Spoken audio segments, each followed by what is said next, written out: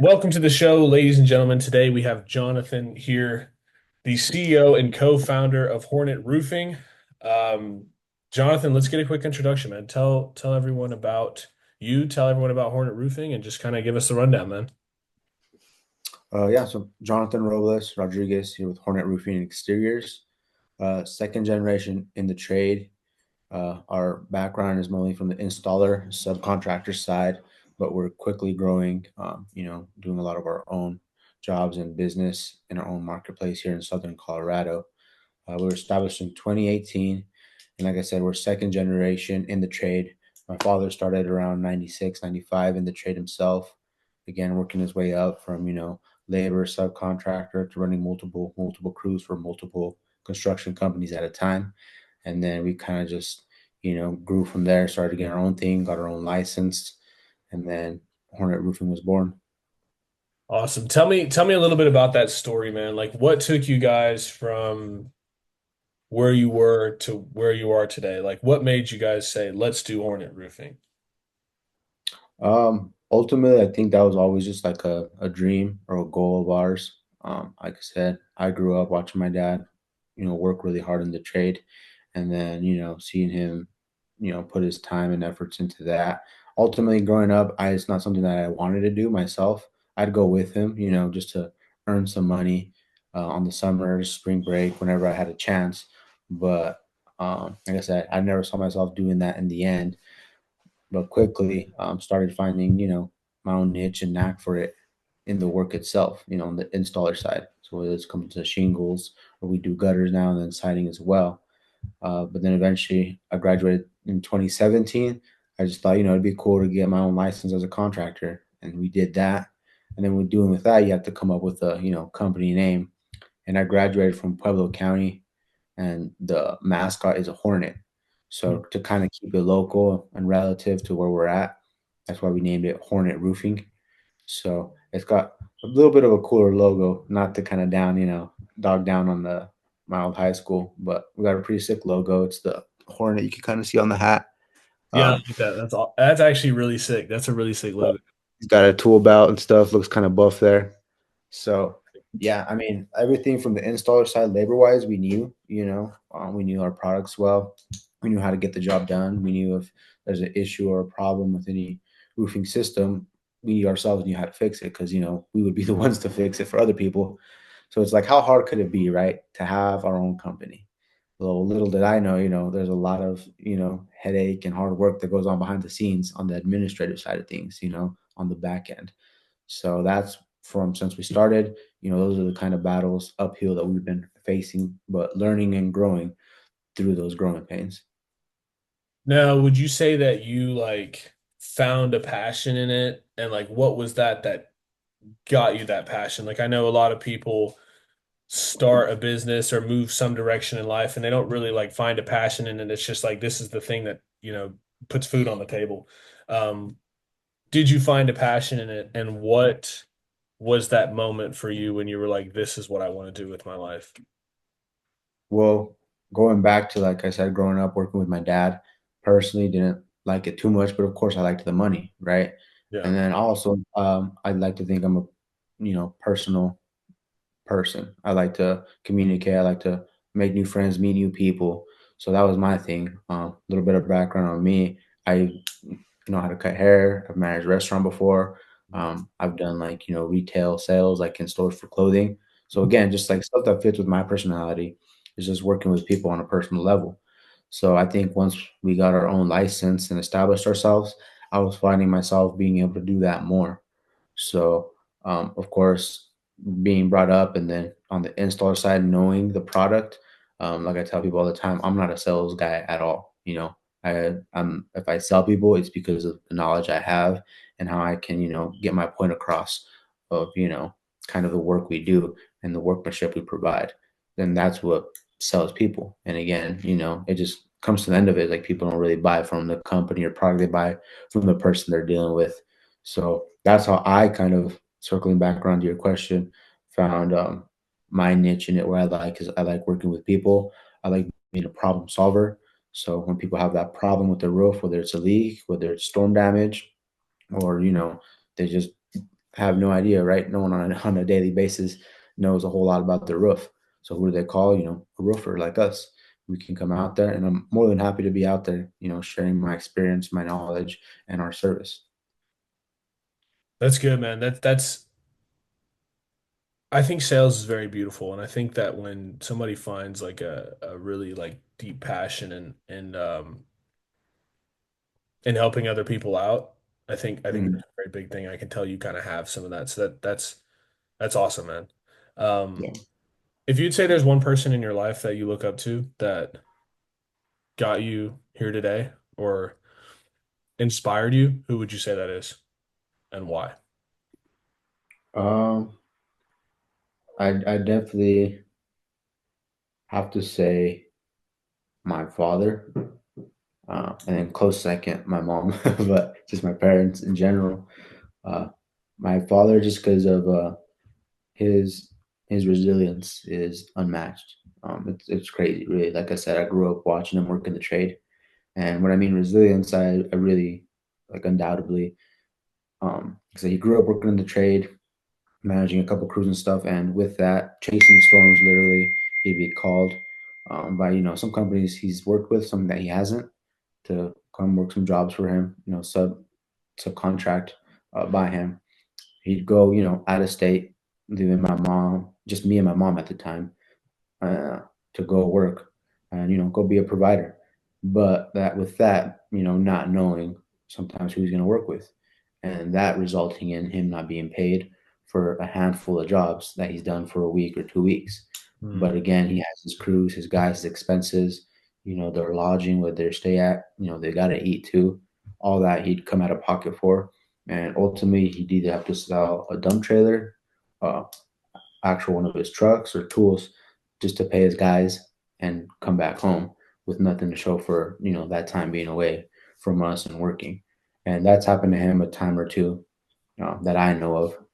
uh, so again, that resilience, just instead of being like, what, should I just call it quits, throw in the towel, go get an hourly wage job, something more secure, something close to the family.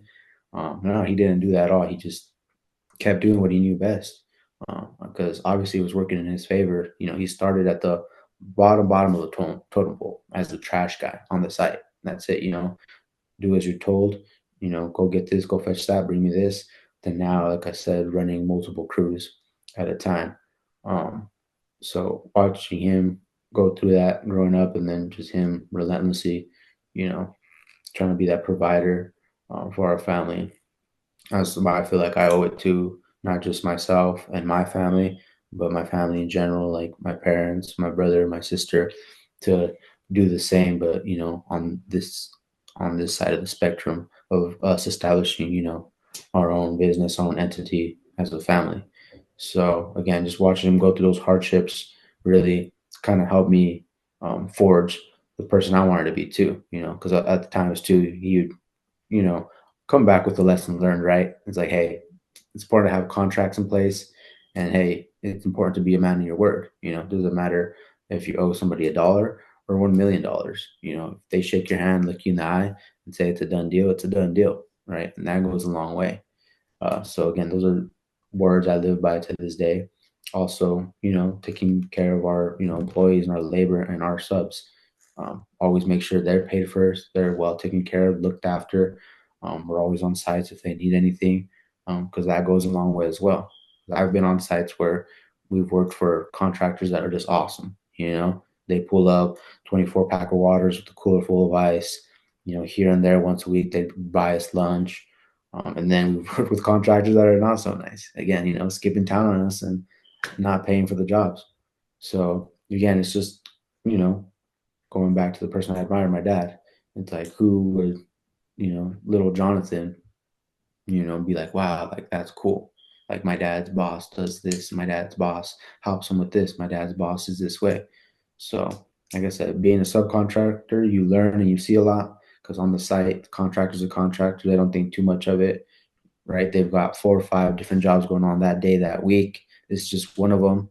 They don't really, either watch the way they act, what they say. But again, your guys on your site are watching you. They're paying attention to you, your attitude, the way you act, the way you carry yourself. And that kind of sets the mood and the tone, not just for the project for the week, but your relationship with your employees and your subs.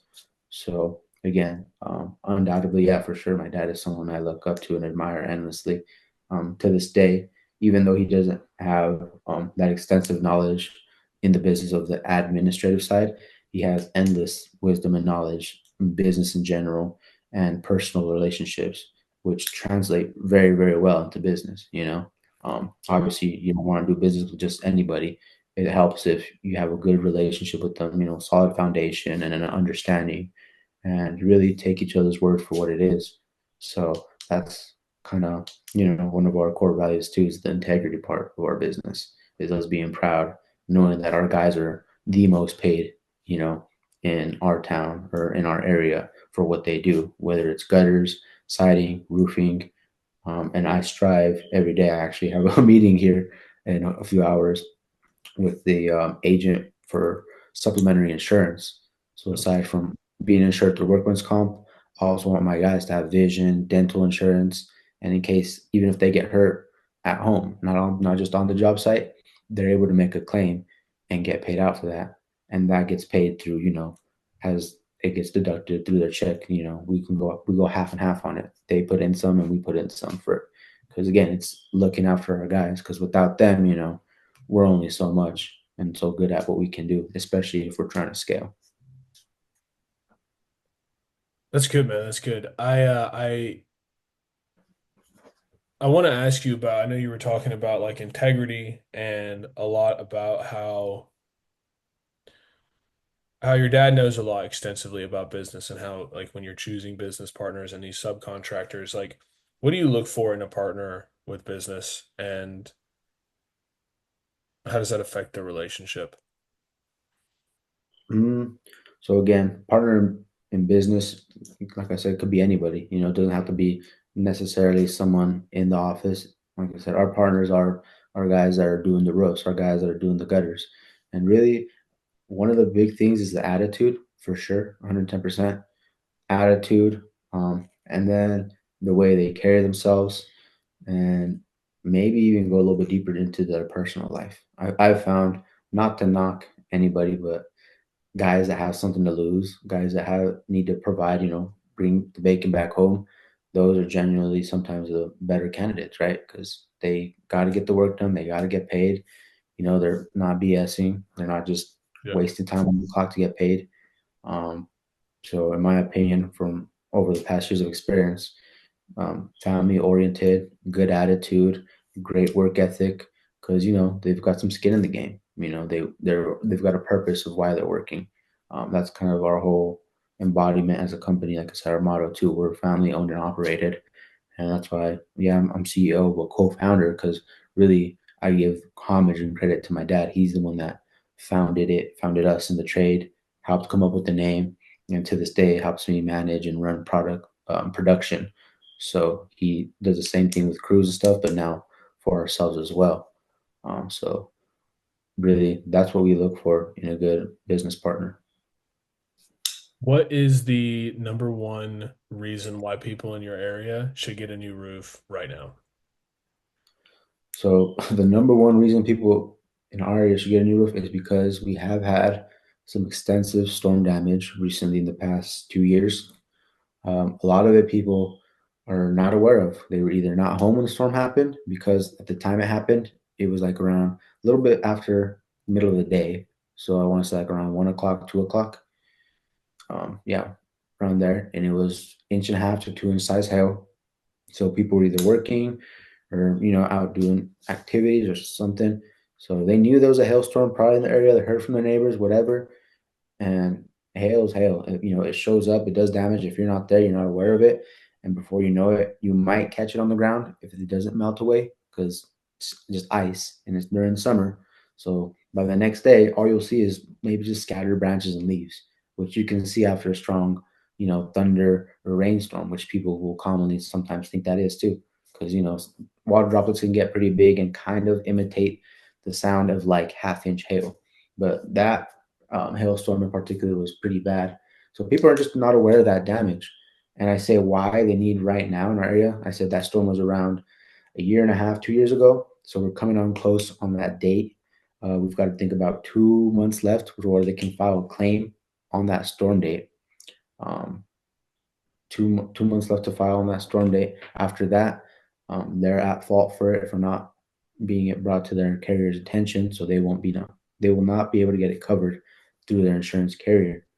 So, with that being said, if the insurance carrier wants to pop up unannounced and inspect your roof and see that it's damaged and you didn't claim on it, it needs to be replaced because they're only going to insure something that's, in a good stage or stance.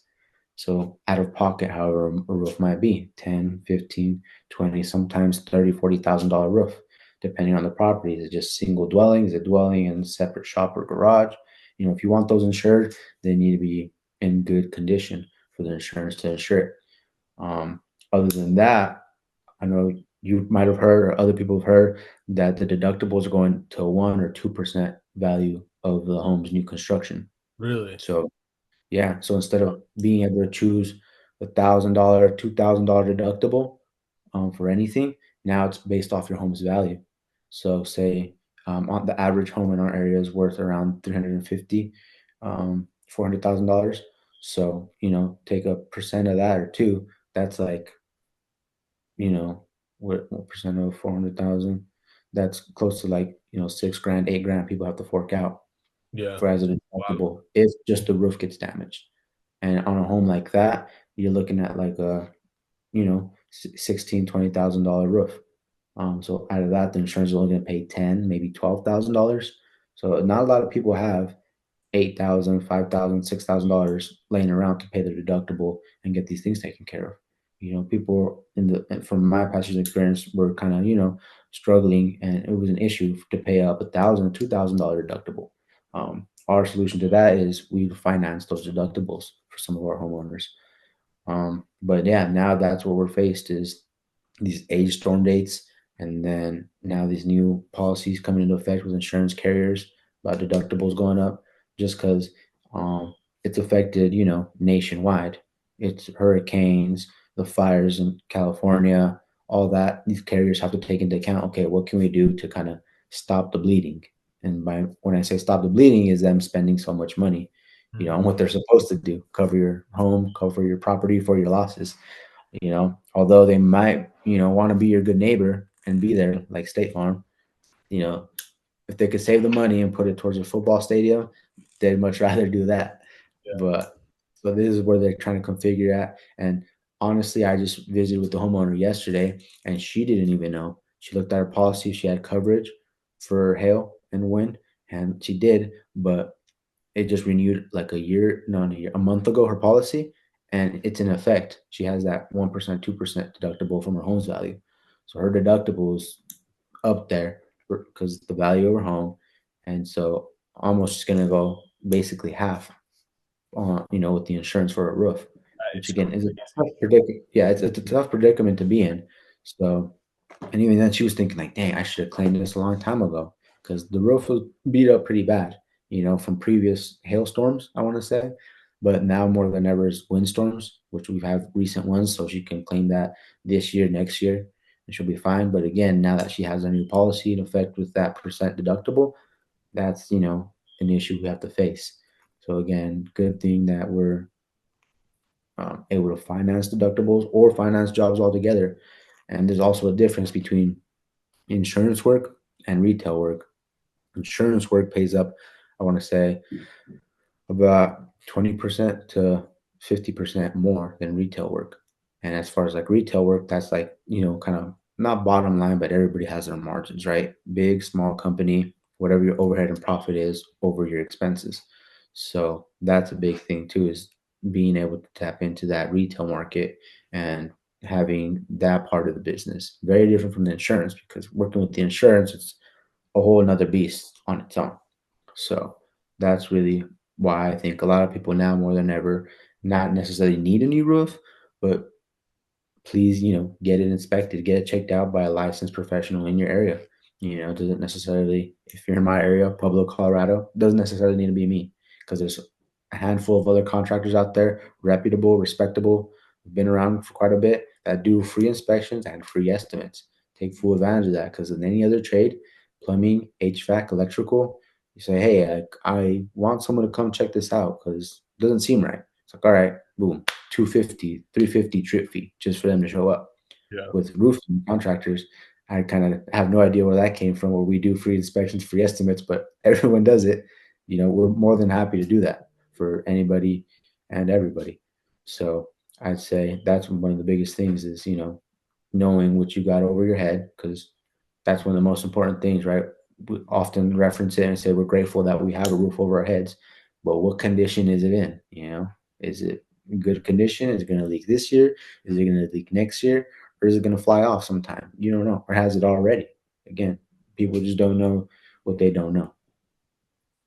What is the long-term effect to not getting your roof replaced? 'Cause I think a lot of times, I know personally, I don't usually go outside and go, "Oh, is my roof okay today? It's good." You usually you can't even see it, right?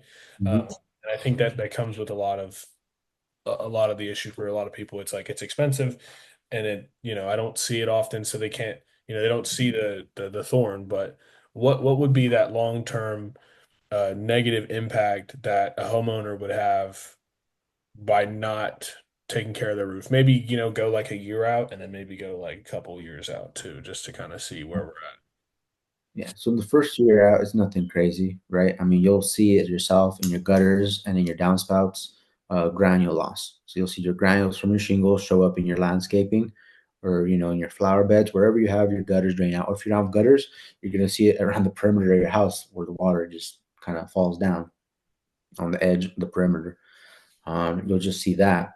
And really, that's the integrity of your shingle. They're a oil-based product that's put matted together with the tar, the granules, and once it loses granules, then all that's left is like the asphalt aspect of it. And that, once it's exposed to UV rays, can take a real, real beating. And then you get into the mesh that holds the shingles together, and that's not waterproof at all. So then it just keeps going and going, shingle to shingle, layer to layer. And it really, after that, will come down to maybe a few years later, I want to say 4 or 5, the underlayment you have. Most common still here in Pueblo, Colorado, a lot of roofs still have the black tar, like a felt underlayment, Yeah. 15 pound, which cracks real easy. Not good at all. And then to get through that, real simple, real easy again, to just some, UV exposure, a couple windstorms, rainstorms, and then that'll leak. That'll get into your, into your attic space and then go through your sheathing, can affect your framing, insulation. And then once you notice, is going to be your drywall and your ceilings. And that's kind of when it's already too late. That's when you should really be concerned. And that's when, you should have someone out there same day, if not the next, to stop the leak or try and prevent it somehow. And then after that, see how you can further get someone in the attic, look, maybe get a mitigation process started, um, you know, all that stuff. So again, that's the importance of, having a good quality roof. And then if it's left unattended, it's going to happen. And there's some homes here that are kind of going into foreclosure that we see that, you just see them deteriorate. And for the same reason, you'll see them from the top down. Because once the roof's gone, then there's no point in having the nice infrastructure inside, your framing, your drywall, your trim pieces, your flooring, because that's what protects all of it.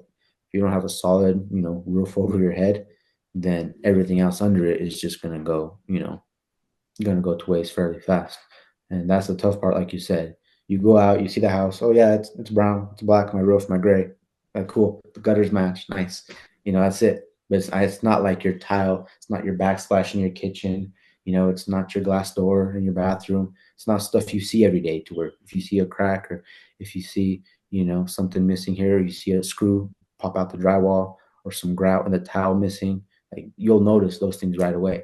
But your roof, like if we're being honest, unless you have maybe a swamp cooler or you clean your own gutters, like how often are you getting on your roof? If it's not once a year, it's at all. Maybe you hang your own Christmas lights. A lot of people don't do that anymore either. Uh, so again, a free inspection goes a long, long way. And then you get a condition report with it.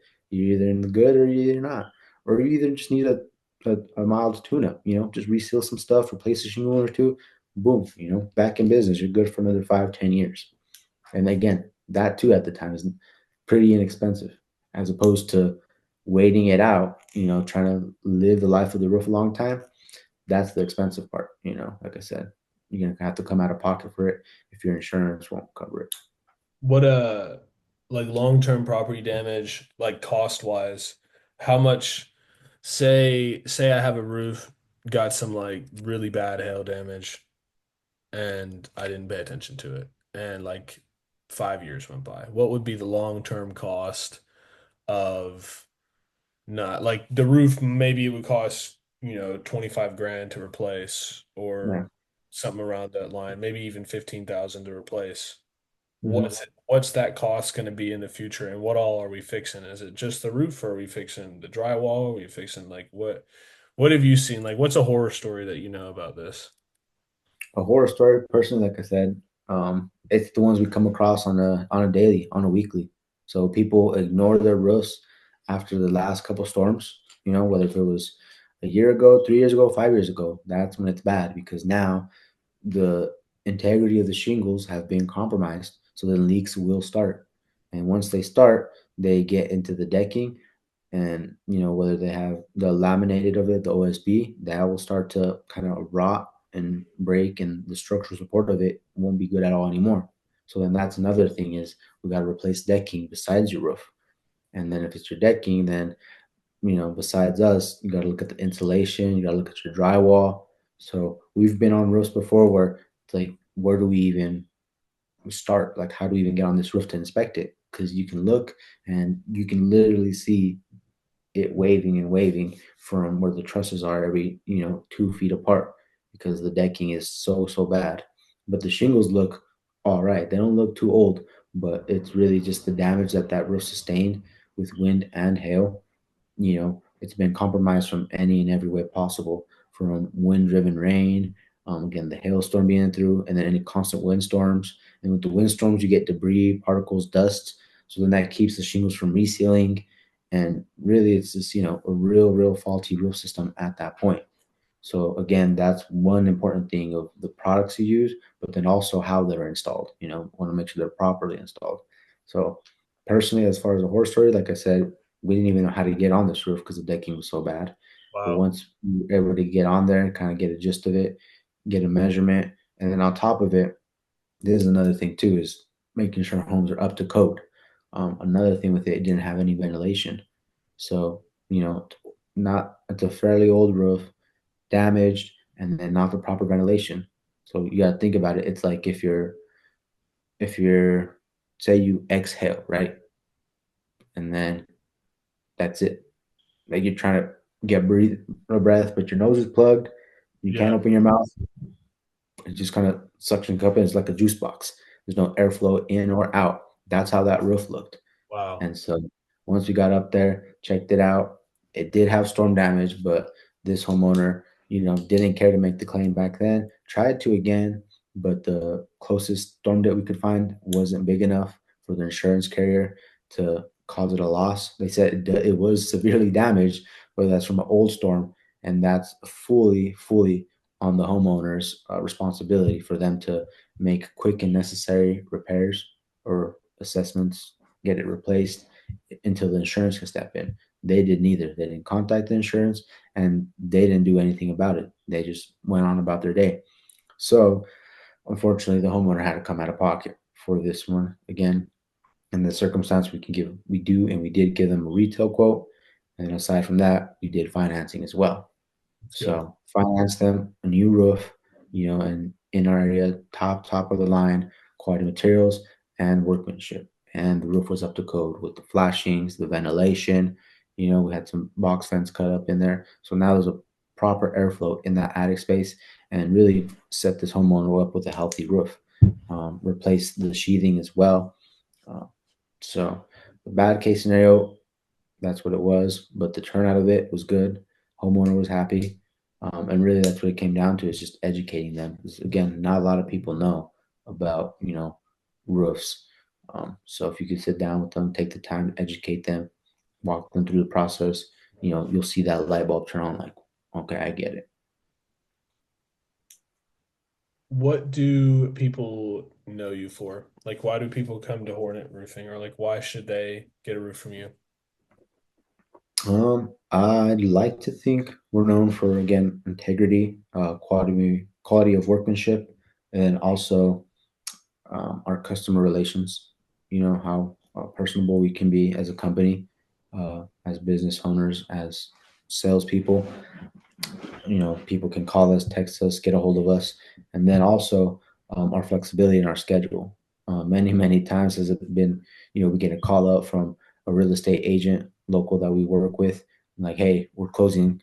You know, it might be Tuesday, and they're saying, hey, we're closing Friday, and the roof needs to be done by then and signed off on. It's like, all right, you know, yeah, we have already our schedule in place, you know, jobs going on, productions, you know, already getting taken care of. And, you know, we have the capability and the means, you know, labor wise and, you know, with our suppliers or vendors to do those kind of things, you know, get it scheduled for Wednesday and get it knocked out all well, you know, not affecting our already set schedule for that week. Um, and so, you know, sometimes that leaves real estate agents, new homeowners, those homeowners that are sold just baffled, like, you know, like why leave it to the last week? But it's all right. You know, they contacted us and, you know, it's something we're kind of known for in our area. That's good, man. That's good. I wanna switch gears just a little bit to kind of what we were talking about earlier. I asked you who the people you admired in your life were, and you mentioned your dad, and then you like briefly mentioned your mom. Um, I kind of want to hear a little bit more about your mom, man. Like, how has your mom inspired you in where you are now, and someone you really look up to? Uh, so yeah, I'm the oldest of the three. So that's why I said when my dad would leave out of work at the time, you know, it would just be me and my mom home. I didn't have my little brother. He wasn't born until I was 7, 8 years old. Um, and so again, from when I was born up until that age, my dad traveling in and out of state, working different states, different storms. Um, she again, her, you know, perspicacity and her resilience on her part as a housewife, as a mom, again, is just a great example for me of like the woman, you know, that besides my mom, I'd one day like to have in my life, and I do. My soon-to-be fiance, I have, you know, two kids of my own as well. I could see like a perfect example of what a mother, you know, is and should be. By any means necessary, she was getting things done and taken care of.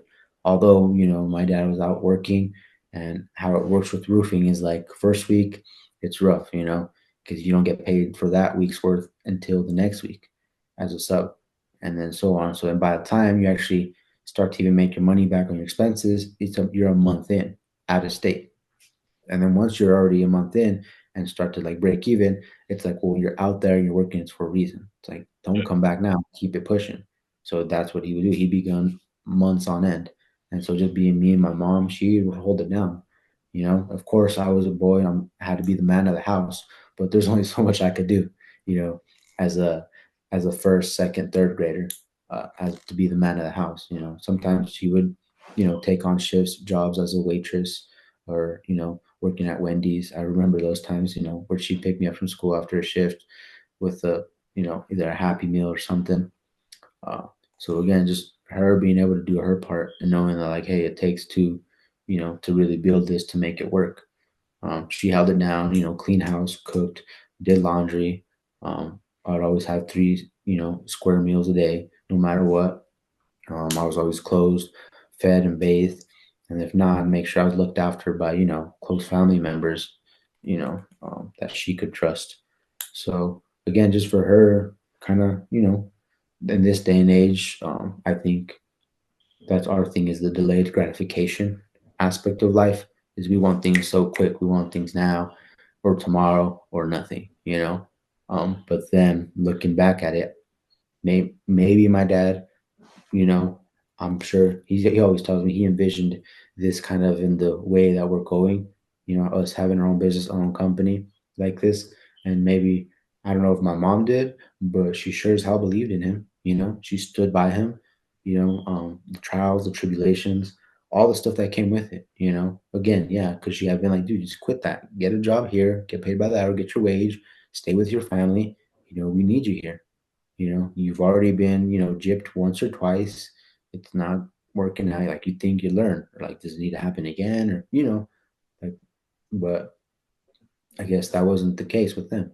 He had a dream, he had a vision, he was working towards it endlessly. And, things throughout life and me growing up with him, I kind of, I would notice like when things would get better for us, right? As our living situation, because my father's income, because he was able to figure it out and think differently, think ahead, and in his own way be a visionary.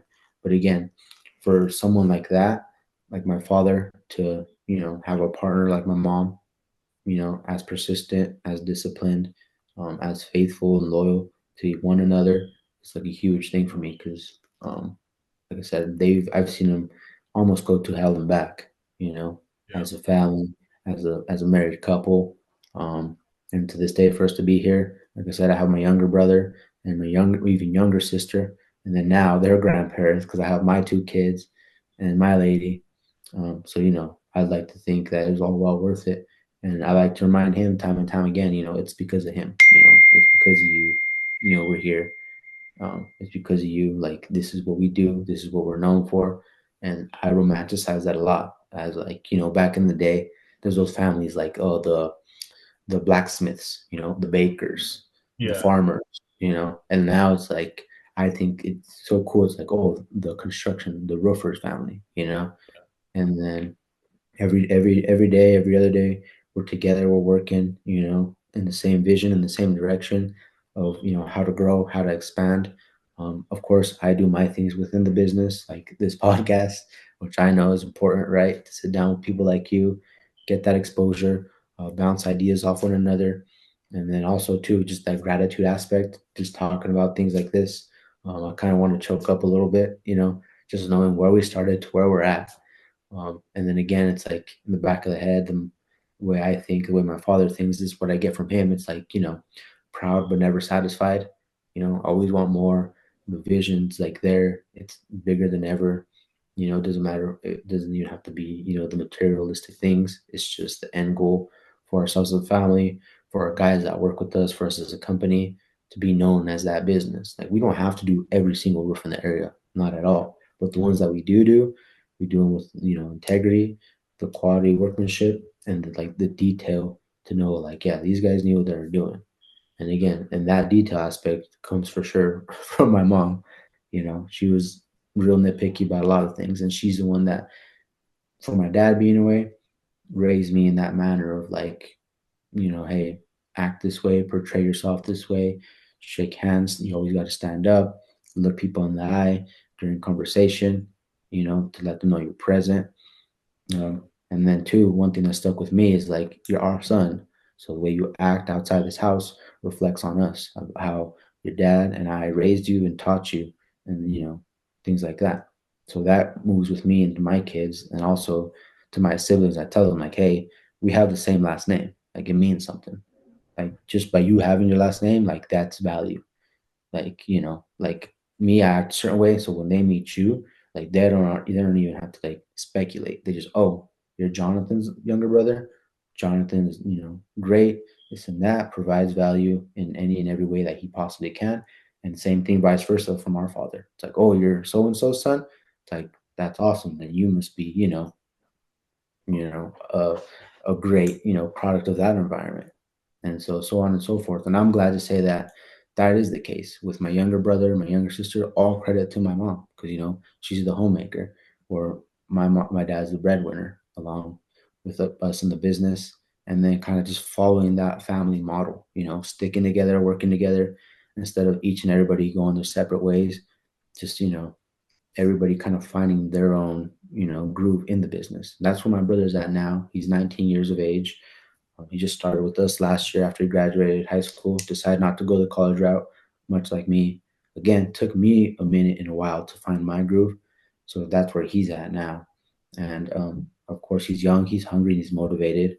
He has things, goals, and aspirations that he wants to reach in life. So I use that. a lot to kind of help drive him and push him and click it and make it make sense. Like, hey, this is what we're doing, this is how we do it. But along the way, like we get to be an impact and influence, to our community through service, through relationships, through our faith. That's another important thing as well. And then again, like I said, relaying it on to my family, you know, I like to think that my mom's a really good influence on my children's mother. She didn't have parents in her life, at least very like constant. She was raised mainly by her grandmothers. So I like to think, whenever the times that she has been close to my mom, spent with her and with, our kids, she's definitely, learned a lot and, a lot of things that she could apply to herself, her life with our kids and in our household. But yeah. Man, I'll say this, like that's a beautiful family structure you have. Like I know a lot of times nowadays, and I mean I've kind of had this in my personal life too, where it's a lot of people, you get to a certain age and it's like, all right, go find your own place. Like we're our own people. And I really like that you mentioned like this is our family last name and what you do reflects on me and reflects on the entire family unit. And I think that that's very important. That's something that I like. And I just it's awesome to hear that from another person, like, as young as you are, like it, it's not very common anymore. A lot of people go get their own place, go do their own job. They don't actually stay together, and that's awesome, man. I'm really happy that you guys have found that and come together and created Hornet Roofing. I will say we are kind of running low on time, Okay. but what I do, and for the viewers who haven't seen the other shows, we have a question from the last guest to ask Jonathan, and then Jonathan, um, you get to ask the next question after the show is over. But my Okay. question for you today is, what's one thing you would go back and tell yourself when you started that you know now? One thing that I could go back to myself, I started, now. Um,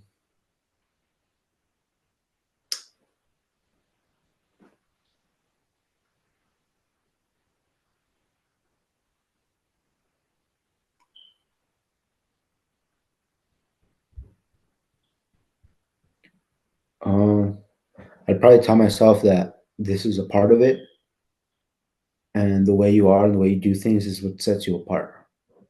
And with that being, um, I think back to times where it'd be like 9, 10 o'clock at night, and we're pulling a trailer out from a driveway that we just completed a job. I'm full of asphalt debris and fibers. I'm itching. It's in my pores. I'm dirty. I'm sweaty. I stink. I just want to go home. I want to shower. I want to eat, and that's it. 'Cause I gotta wake up tomorrow and do this again and again and again. And the reason why we're here is because we wanted to complete the job. We wanted to do it right, because again, that matters to us, and that's how we keep getting work. Is the details, is really the details, the attention to it, making sure everything's done and sealed properly, everything's nailed properly, that there's no imperfections that not just as a homeowner you can call out and see, but also as a roofer, as you know a tradesman, a contractor. Because again, time and time again, it's like, dude, what am I doing here? Like, I'm 18, I'm 19, I'm 20, I'm 21. I could be doing anything and everything else getting a wage, a yearly salary, you know, um, something more stable, something more clean, something easier, something with a set schedule, something not so hectic. And then again, with the details, it's like it takes my time, it takes the attention. But again, people appreciate it. Even when it's it's not noticed or unaccounted for, it's appreciated, because in the long run, those details, that's what makes or breaks, the work that you do. So yeah, it definitely is. You're doing things right. You're on the right path. On the right path. Patience is one of my strongest, attributes. So definitely keep leaning into that, being patient, and then yeah, details matter. People tell you, no, just hurry, get it done. It doesn't matter.